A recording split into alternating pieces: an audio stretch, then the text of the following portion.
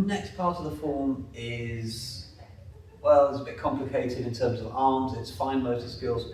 So first of all, let's get the technique right of it, and then afterwards we'll transfer it into the form.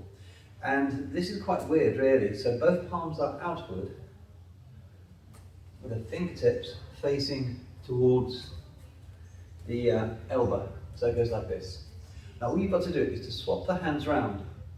So one hand goes forward and the other hand goes back. I'll show you sideways on. This way. Interestingly, what you need to do, you don't roll them. It's very tempting to try to roll them this way, but so that you can't. So rather than rolling them, from here the feeling, if I let go, is that.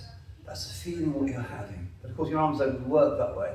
So it just swaps round and swaps round again. So get this until you really feel like, you know, you could do this unconsciously. It's got to go into your unconscious. That really helps. Okay, let's do the waist. Okay, this time from here, your waist goes towards the knee. And normally, in Tai Chi, you turn this way. In this case, you don't. You keep your weight, or your body facing that way, and then you just push your weight backward. Like a kind of a medieval bow. Okay, so it's this way, and go backward. You can't go any further to it, so then you keep your weight onto that leg and just turn it. And then you put your weight on the other leg, and turn it again. Weight on this leg, and turn it. Okay. As soon as you've got that, the problem is with this movement is you've got to put both together. So you've got hands, knee, waist, all facing that way. If anything, this is easier because what happens is your hands can't dictate where you're going, so it shows you easy. So from here, you put your weight onto the back leg. If you notice your body's still facing this way, hands are that way, and then you keep your weight onto it. You turn and then you swap round. Let's do it again. So you put your weight onto that leg, turn and swap round. Weight onto this leg, turn and swap round. Now we've got to put it into the form, and you know that's the particular thing, isn't it? So if you remember rightly, we've done the form, we've done ward off, roll back, press, push, but now we've got to do the next part of it. So from here we've got to get into that sequence. So the first thing to do is you put your weight onto the back leg and thumbs down. Well, of course that's the first part of the movement, isn't it? So we've ended up this way. Show it to you again. From here, you put your weight onto the back leg, thumbs facing downward, and now from here, you just turn the body. And as you do so, that foot turns around, so it goes straight. And then of course you swap the hands around. Show that to you again. From here, you put your weight onto the back leg, turn and swap. Let's do it with the camera gauges, easier to do. Okay. So from here, you put your push, put your weight onto the back leg, turn the waist. As you do so, that foot turns. So unfortunately, at this moment, you're very much kind of pigeon-toed, a strange stance. It's actually called a half-moon stance. It's used a lot in martial arts. So anyway, from here, you put your weight on the back leg, and this time, of course, the hand collapses in. Turn the body, and then you swap them around. I'll show you this way, I know you couldn't see.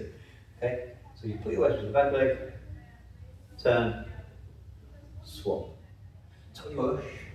So that's the end of that particular section. So now put your weight onto the back leg, thumbs turning downward like you're a Roman emperor condemning somebody to death, keeping the hands open of course, and then turn the waist and swap the hands. So one more time, it's going this way. There. There. Now you've got to do the other side. So really you're doing exactly like you did in the earlier exercise when you're doing this and that. Okay? So, put your weight to the back leg, turn the waist, swap. Now you're here, you want to do it on the other side. So you keep the hands where they are, put your weight onto the back leg, and as before, you turn the waist. But this time you can't turn it back to that direction. You'd love to, but of course the foot's going that way. So instead of that, you just head towards the corner. swap around. Check it one more time. 1, 2, 1. But if you notice, you've got to keep your weight onto that leg. 2. Now this is very, very similar to the yin-yang sign. Often it's called that the two fishes.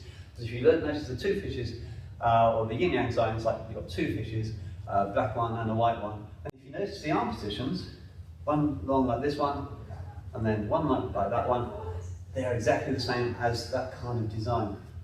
And also if you notice, one of the fishes, of course, you've got the fish's eye, so to speak, and that's the kind of the pole for that yang. So in other words, or that particular energy. So in other words, you've got a yang pole in the yin.